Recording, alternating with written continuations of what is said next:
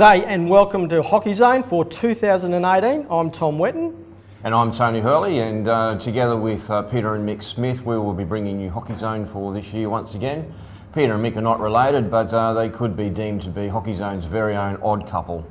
Yeah, and a little bit different to the start of the season. We're going to start off with score predictions from each of us as commentators, so we're putting our views on the line, and you'll catch it all here this year. And we're also going to start off with the review of the clubs. And the first one we're going to commence with is Norse. And the bit of a history there with the current coaches. Tony, with yourself? Yes, they were born in the same country town of Maribor that I was. And both the boys this year are giving back to hockey community by coaching the Div 1 and Div 2 Norse boys with Joe Gledhole. So Paul taking over the number 1 role and Wayne with the number 2s. But between the three of them, they'll actually coach that squad, which would be great for that up-and-coming group. This year they've got a couple of new players, one that they've been able to pick up from the Tassie Tigers, which was a goalkeeper in the name of Grant Woodcock, which would be great with the defence and the Norse boys. Only a young guy himself. Huey Rendell returns to Norse this year after a stint with Valley. And they've actually have a number of regional players again. The Chapel boys coming up from Maribor. That connection there, well and truly nice and strong. Pat Gledhill, they're going to miss though this year. Pat was very strong at the back for Norse last year, so he'll be one definitely that the Norse team will be missing and will be hard to replace. We asked the coaches what their prediction was for 2018. Last year Norse picked up the wooden spoon with only one win, so obviously looking to improve on that. So Paul, obviously being very realistic, thinks he'll finish in the top 8 this year, which would be a great improvement for the team, and hopefully obviously looking for higher honours. Again, asked the boys where and which team to look for this year. They think Saints will be the team to beat, with East bringing home the goods last year. Saints were very strong in 2018 and they're hoping that or expecting that they'll be there. So as I mentioned, Paul's very realistic about their chances, young group coming through, yeah, I'm really looking forward to what the North boys will be bringing this year. Certainly. And do you know what I mean? John Beale, I believe, is back at the Redcliffe helm again this year, Tony. Yes, I do know what you mean, that John Beale will be back. I'm sure that he'll be saying that to the boys during the year numerous times, if you know what I mean. So tough start for the boys this year was up against Labrador, so last year's minor premiers. So, but at home, and talking to John during the last few weeks, he's been very impressed with the commitment and pre-season training that the team have been able to do this year. A couple of younger players coming through in the names of Caleb Enright and Lachlan Woodall, which are new to the club, and Matt Pretzer is coming over from Saints. And the other two boys coming up from the Sunshine Coast. And new facilities at Redcliffe, the new turf down? New turf, and from all reports playing very well. So it should be great for the hockey this year. And we will be bringing you round 1 action from there in a few weeks' time, which would be fantastic to watch.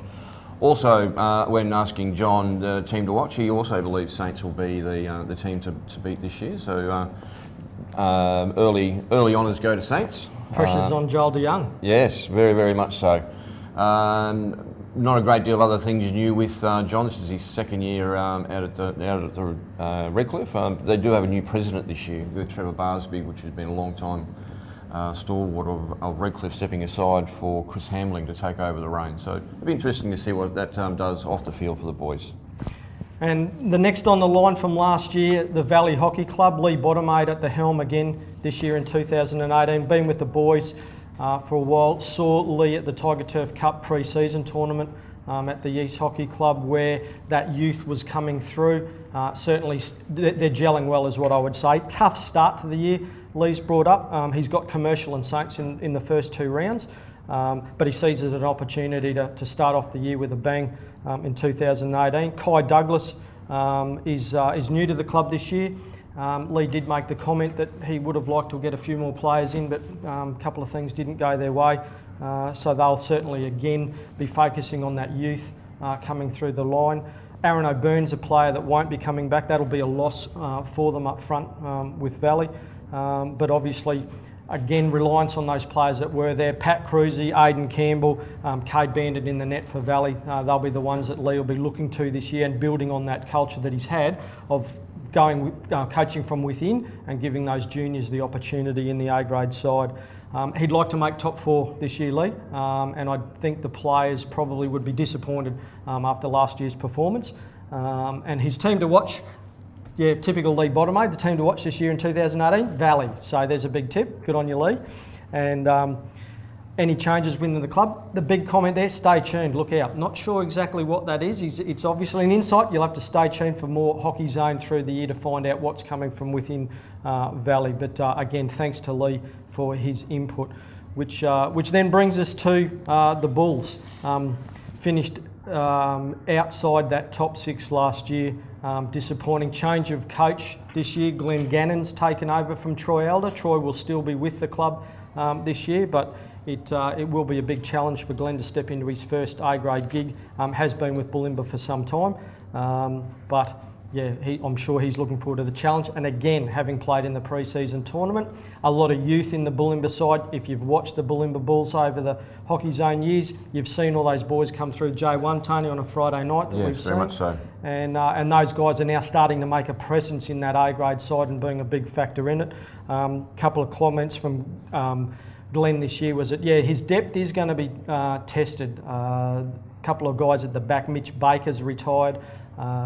The big fella Simon Borge has gone over to Belgium, so there's 2 big losses at the back for Bulimba, and Michael Bates has also hung up the stick. So 3 big losses for Bulimba. A lot of experience gone. Gone out of the side, correct, yeah. Nick Smith has moved down from Townsville to join his ranks, and also from the relationship that Bulimba have started with the Burleigh Heads Club on the Gold Coast. Yun Sugio, Lewis Hassam and Josh McRae will be adding to their depth in that A-grade second division squad. The core experience, Carl Kramer, Jared Cutler, Justin Douglas, Troy Cooper are the guys that are going to keep Bulimba certainly competitive in 2018. And Michael Francis and Harrison Farrell. Again, I think those boys have got to step up. They've been there now in the squad for the last 2 years, and it is that youth that Bulimba are going to rely on, and they need to step up if they're going to move up the ranks this year. They have got 8 players in under 18. It's going to be tough at representative time for Bulimba, and that's where the depth's going to be tested, because a lot of those boys will, I believe, go on to future honours with Queensland, and good luck to them, but it just makes it hard in the club competition when you've got so many players away. So Glenn expects to make finals. His expectation is that East will be there and they'll be the team to watch. And again, his association with Troy Elder is going to be critical for Glenn, and he's looking forward to the challenge. Yes, we'll just pop back to Kedron. Tom, you sort of ran off the sheet there that Paul very kindly put together for us, but that's okay. That won't be your first mistake for the year, I'm sure, and or your last. So back to Kedron this year, being coached by Greg Browning. Greg being of very few words. Really? Anybody knows Greg, he very much down to the point. They have a couple of very interesting, exciting players coming to the club this year. Adrien Picure from France, so an international flavour to Kedron this year. I'm sure Greg's got his French sort of, up to speed with that as well. A little bit of Sacre Bleu and Eiffel Tower, possibly, if his French is any good as mine. Nathan Smith is joining him from Hancock's. Matt McClellan coming up from Victoria, so a couple of interstate boys there as well. And Troy Rossiter coming over from Commercial. So that'll be very interesting for the Kedron team last year, finishing third with only 5 wins last year, so definitely looking to improve on that. They have, again, same as Bulimba, a number of players which are very young, 5 players which are under 21, and he's looking for those younger players to play more consistently this year. Obviously, again, with Greg, prediction is just to finish higher than last year on the ladder, but Greg is a very knowledgeable hockey player, and will be able to bring a great deal of experience to that young group coming through with Kedron. And working with Baden Choppy over there at Kedron this year, again, a player of Baden's experience would be fantastic to have in the coaching ranks again. And I know he was there last year, but obviously having someone like Greg Branding to work with him is only going to benefit the club. Very much so. Baden did play a bit of Div 2, I think, last year. So that experience on the field for the young players will be invaluable for the Kedron boys. So it'll be interesting to see how they go. So thanks for pointing out my first mistake of the year, Tony. No problems at all. Anytime, Tom.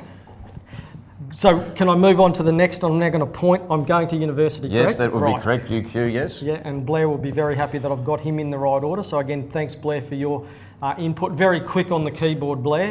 You ask him an answer to answer and he very quickly. So again, thanks Blair for your feedback. Start for the year for Blair, looking to obviously improve on last year's performance. Made the finals. I think he was certainly disappointed that they didn't progress throughout the year. They've got their facility, they've got the training fields now over at University of Queensland where they can get stuck into it and do a lot of work. So he's definitely looking to finish higher than fifth on the ladder. Ryan Smith from Ipswich, Josh Davies from East have come into the side. They've lost Andrew Newman and Jake Hathaway, so sort of 2 in, 2 out.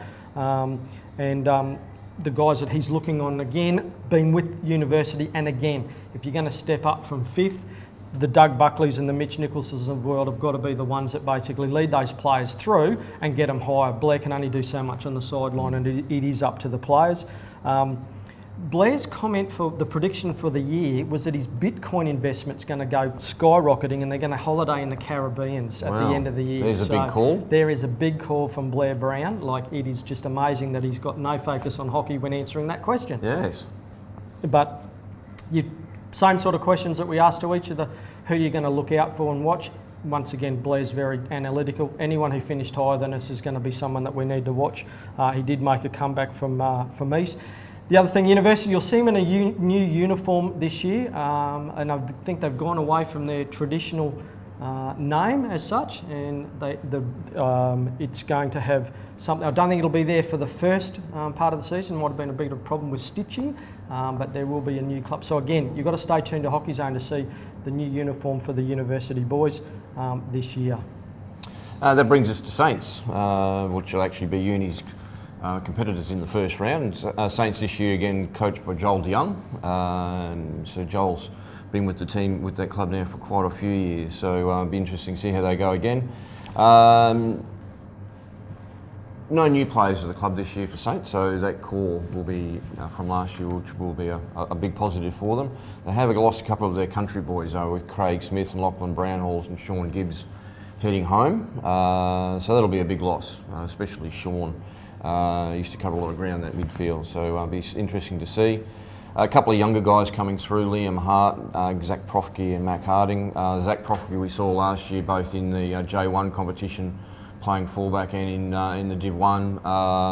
Amazing drag flip for a young man, big strong boy, so it's great to see that he'll be able to get a bit more of an opportunity in that Div 1 team this year, and I'm sure that Zach will make every post a winner. And Tony, it seems to be that a lot of the clubs are getting those juniors that they've been focusing on now for the last couple of years up into those sides. So there's a lot of clubs we've spoken about already that are saying that they're focusing on the juniors, which is a fantastic thing for clubs to have the juniors that are going into that next stage. But again, there's a lot of them, so it'll be interesting to see which of those clubs, in particular Saints, how well those boys step up to really take ownership in the side. Very much so, and it's great to see, as you mentioned, Tom, that these junior players from the Brisbane competition are coming through and pushing a claim for a role in their respective Div 1 teams. So it's a great compliment to the Brisbane hockey community that they continue to develop these younger guys coming through. When we asked Joel about team to watch, East was Joel's prediction again for the flag. So it'll be interesting to see how that goes. But again, asking Joel what his expectation is, and again, just to finish higher than last year. Coming in fourth last year, I think they may have been a little disappointed. Very close towards the end of the season. East were through the year quite strong. Labrador pushed through the end of the year, but Commercial, Saints, University and Bulimba all very close at the end of last year. It certainly was. And actually came down to the last round game to see who actually pushed into the top 5. So I believe we were getting a bit of sideline support from some of the people tuning into Hockey Zone about some of our predictions that may not have been as accurate as what they might have thought. But and we they were were close. correct. They were correct though, and so yes, definitely. We got it wrong again. We got it wrong again, yes. I think again that'll be very consistent. Changes within their club, a big pickup for them with their Div 2 players, with Andrew May moving over from East to coach and play in their Div 2 team. He'll be a big boon for that younger group coming through. It's been a big focus of Andrew's playing since he's come back. is actually developing those younger players. So it'll be fantastic to do that. With Grant Mapp also helping out this year. So again, a great hockey knowledge. So again, very interesting to see how the boys will go. Which brings us to the Commercial Hockey Club, and I'm afraid Bruce Robertson may not have got the email. He might have been too busy doing his principal stuff at the beginning of the year. But I'm sure that we'll hear from Bruce. He's stepped into the shoes of David Brain this year for Commercial. Yes, so he said Bruce busy with beginning of the season. A wealth of knowledge again through the coaching ranks. Haven't really heard too much from them, but that's not unlike Commercial. They like to play their cards close to their chest, and well, I'm sure we'll see them through the year, and they'll definitely put their best foot forward. They're always up there in that top 2 or 3, vying for that flag every year. They've got some good saxophone players. They do, yes. So I'm sure we'll see them during the year as well. Which brings us on to Labrador, Chucky Fowler. Darren is the coach of Labrador this year and has a few concerns over the competition as far as the players that he's got available to him. Big couple of losses for Labrador this year. Big congratulations in the same focus, Corey Wire, who's currently made his way through to the Kookaburra squad and obviously looking for a Commonwealth Games spot in his hometown. So yeah, big congratulations to Corey. Huge loss for Labrador at the back to have a player like Corey not playing. And all across the field, Corey's one of those players, you can put him in every position through the field and he'll pretty much excel. So again, congratulations to him with his core. Yeah, and then to top that off, Jason Wilson's retired. I think he's actually gone back to his home Kingscliff club and helping down there, but he's retired out of the Brisbane competition. Luke Tynes made his way overseas to try his form over there in either, I think it may be Belgium where Luke is, so he'll be probably missing for a good part of the season. And obviously Dylan Wotherspoon with his commitments with the Kookaburras this year. That's a lot of players to take out of a Labrador side that made the grand final last year. So yeah, Darren certainly got his work there. A couple of New South Wales boys are making their way up. But again, the focus for Labrador is going to be on that youth that they've got down there. They've got a very good junior competition on the coast. You know, it's well formatted. They've got coaching academies down there, so it'll be again that experience that he's looking to bring up into their side. Yes, it'll be actually with Corey moving over to WA. His younger brother Tate's actually coming through, and I'm sure will play a much more prominent part this year. Did play a little bit of Div 1 last year, but predominantly Div 2. So again, we'll see how the young boys come through. Yeah, and very difficult on the coast this year for Labrador with the Commonwealth Games.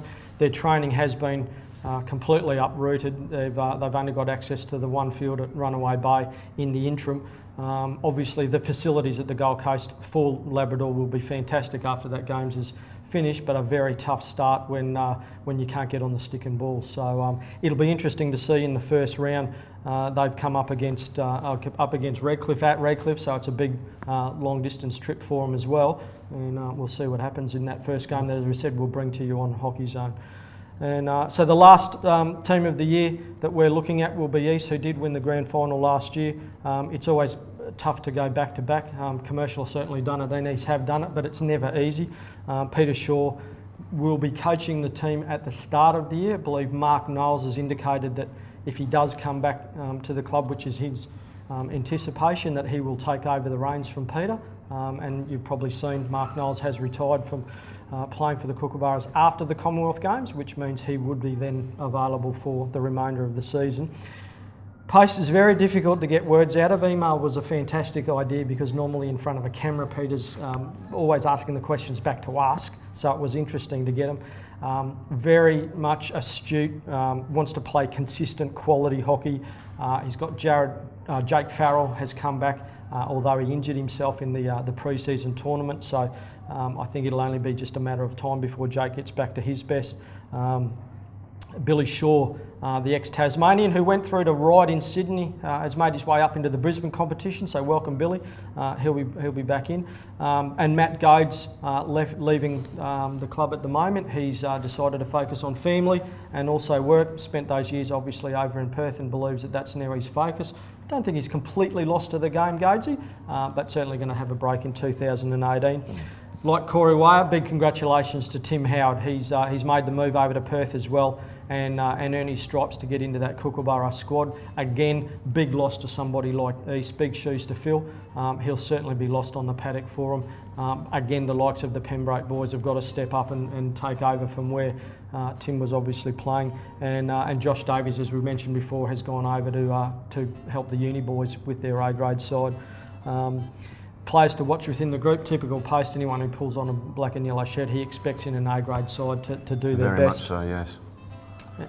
And predictions for 2018 will be consistency for the East Club. And again, you mentioned it before, Tony, you know, they were up and down like a couple of others, and I suppose as a coach, that's what you're looking for week to week. And again, he said, it's whether or not you can continue to do that right throughout the year that'll be the thing. The team that he's looking to watch is anyone who's got motivation to beat them, and that'll be 9 Posts, so that every team that walks out on the paddock will be looking to knock you off. So team to watch, yeah, Post again, ask me when it's basically grand final time and I'll tell you who's above us or not. Big changes in the coaching ranks. Dave Turner and Reg Knowles, who were helping the club for the last couple of years, again they've decided to venture out and do other things. I know Reg is camping on Fraser Island or whatever he does. So Become a bit of a grey nomad, I think. He absolutely has, yes. So again, a big loss, but then having someone like Mark back, I'm sure that Peter will work with Knowlesy throughout the year for the 2018 season. So Tony, that brings to the end of our wrap up of the teams.